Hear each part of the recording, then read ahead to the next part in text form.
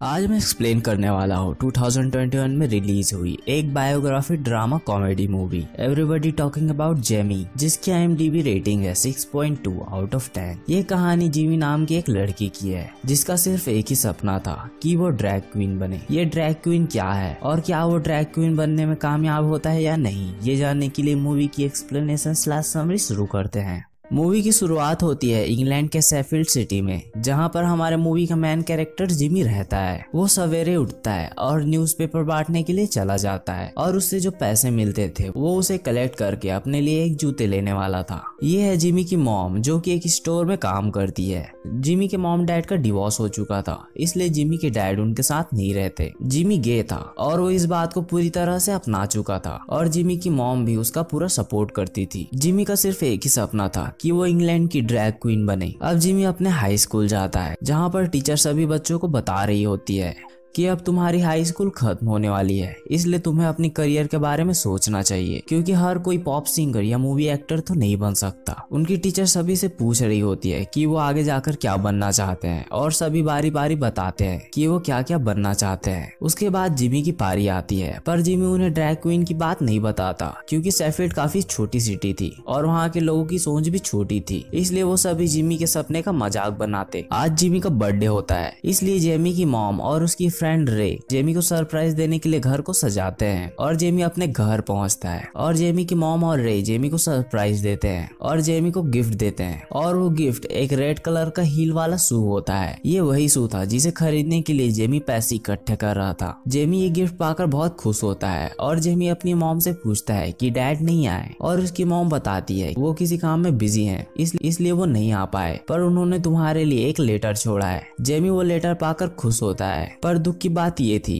कि उस लेटर को उसके डैड ने नहीं बल्कि उसकी मॉम ने ही लिखा होता है, ताकि जेमी को बुरा ना लगे कि उसके डैड उसके बर्थडे पर नहीं आए। दरअसल जेमी के डैड को जब ये बात पता चली थी कि जेमी गे है और वो लड़कियों की तरह कपड़े पहनना चाहता है, तब से जेमी के डैड ने जेमी से बात करना बंद कर दिया था। पर जेमी को ये बात पता नहीं थी कि उसके डैड उससे नहीं मिलना चाहते, क्योंकि जेमी की मॉम ने जेमी को धोखे में रखा था कि उसके डैड बिजी रहते हैं, इसलिए वो तुमसे नहीं मिल पाते। और जेमी अपना बर्थडे सेलिब्रेट करता है और अगले दिन स्कूल में जेमी उस शू को प्रीटी को दिखाता है। जेमी की सिर्फ एक ही दोस्त थी, प्रीटी वो शू देखकर जेमी के लिए खुश होती है, क्योंकि जेमी को हमेशा से ही वही शू चाहिए था। और जेमी प्रीटी को बताता है कि वो ड्रैग क्वीन बनना चाहता है, पर शेफील्ड में नहीं, क्योंकि यहाँ के लोगों की सोच पुरानी है। दरअसल ड्रैग क्वीन एक टैग होता है जिसे पाने के लिए एक कॉन्टेस्ट में पार्टिसिपेट करना होता है, जिसमें कि सिर्फ गे ही पार्टिसिपेट कर सकते हैं। ड्रैग क्वीन का टैग जीतने के लिए स्टेज में परफॉर्मेंस देनी होती है और क्राउड के रिएक्शन से डिसाइड होता है कि कॉन्टेस्ट का विनर कौन है।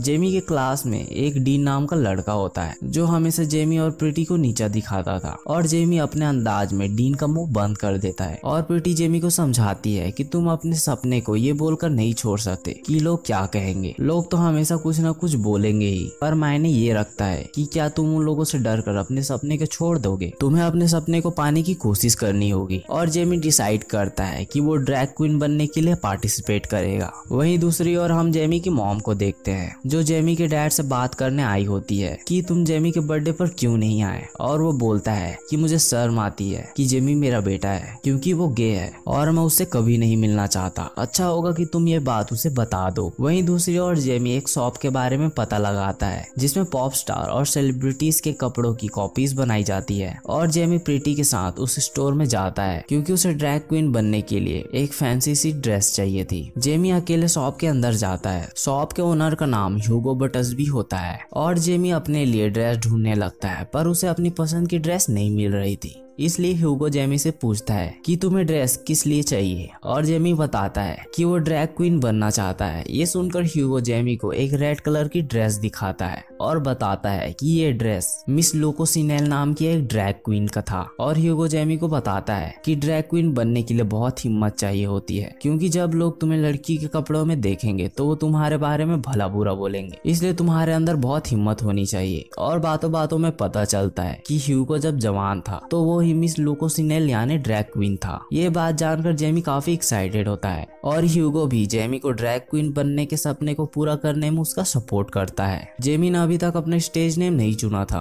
और जेमी के पास उतने पैसे भी नहीं थे कि वो मिस लुकोसिनेल का ड्रेस खरीद सके। इसलिए जेमी घर जाता है और अपनी मॉम को बताता है कि मैं ड्रैग क्वीन बनने के लिए पार्टिसिपेट करने वाला हूँ। ये बात जानकर जेमी की मॉम बहुत खुश होती है और जेमी उस ड्रेस को खरीदने के लिए कई जगह पार्ट टाइम जॉब करने लगता है और उनसे मिलने वाले पैसे को कलेक्ट करके वो ड्रेस ले लेता है। अब जेमी के ड्रैग शो का दिन आ जाता है और वो अपने शो को देखने के लिए बहुत से लोगों को ना चाहते हुए भी बुला लेता है। जेमी परफॉर्मेंस के लिए काफी नर्वस होता है, पर वहाँ पर पार्टिसिपेट करने वाले बाकी ड्रैग क्वींस जेमी को परफॉर्मेंस के लिए तैयार करते हैं। उसी समय जेमी को एक फ्लावर डिलीवर होता है। जेमी उसे देखता है और पता चलता है कि वो फ्लावर उसके डैड ने भेजा है, क्योंकि वो बिजी होने के कारण आज यहाँ नहीं आ पाएंगे। पर जैसा कि हमने पीछे देखा था कि जेमी के डैड को तो जेमी बिल्कुल भी पसंद नहीं था, इसलिए जेमी का दिल रखने के लिए उसकी मॉम ने ही वो फ्लावर भेजा था। अब जेमी तैयार होकर स्टेज पर आता है और परफॉर्मेंस देने लगता है, जिसे देखकर डीन और उसके दोस्त उसका मजाक उड़ाने लगते हैं। पर जेमी उन पर ध्यान नहीं देता और अपना परफॉर्मेंस कंटिन्यू रखता है। और जेमी का परफॉर्मेंस देखकर वहाँ के सभी ऑडियंस क्रेजी हो जाते हैं और जेमी फाइनली ड्रैग क्वीन का टाइटल जीत जाता। अब जेमी के अंदर आत्मविश्वास आ चुका था, इसलिए जेमी अगले दिन मेकअप करके स्कूल जाता है, जिसे देखकर उसकी क्लास टीचर जेमी को मेकअप उतारने को बोलती है, पर जेमी मना कर देता है। इसलिए जेमी की मॉम को स्कूल में बुलाया जाता है और जेमी को नॉर्मल लड़की की तरह कपड़े पहनकर आने को बोला जाता है। पर जेमी को तो हमेशा से ही ड्रैग क्वीन की तरह ही रहना था,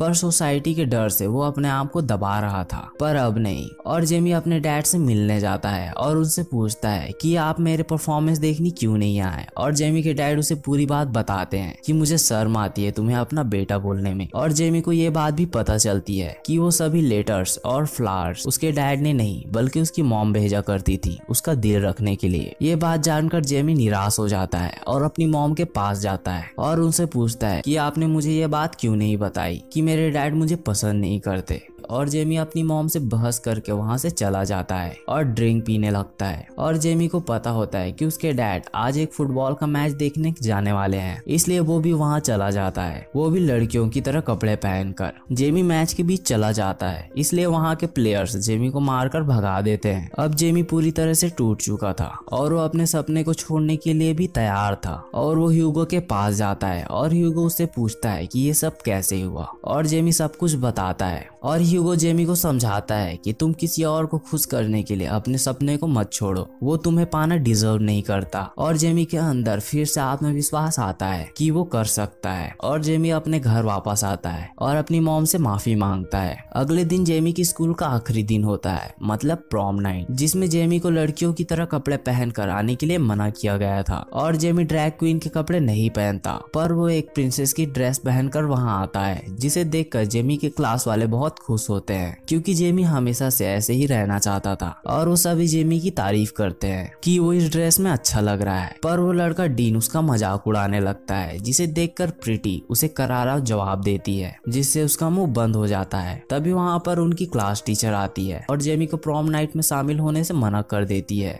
ये बोलकर कि तुम्हारे इन कपड़ों की वजह से बाकी सभी स्टूडेंट्स कंफर्टेबल फील नहीं करेंगे, इसलिए तुम अंदर नहीं आ सकते। पर सभी स्टूडेंट्स जेमी के सपोर्ट में बोलते हैं कि हमें जेमी के कपड़ों से कोई दिक्कत नहीं है, इसलिए आपको जेमी को अंदर आने की परमिशन देनी, वरना हम सभी प्रॉम नाइट में नहीं जाएंगे। इसलिए टीचर को उन सभी की बात माननी पड़ती है और वो सभी अंदर जाते हैं और डांस करने लगते हैं। और जेमी अपनी लाइफ जिस तरह जीना चाहता था वो उसी तरह से अपनी जिंदगी जीने लगता है। और इस तरह मूवी की हैप्पी वाली एंडिंग होती है। अगर आपको ये मूवी की एक्सप्लेनेशन / समरी अच्छी लगे तो प्लीज वीडियो को लाइक और कमेंट जरूर करें और चैनल को सब्सक्राइब करें। Thank you.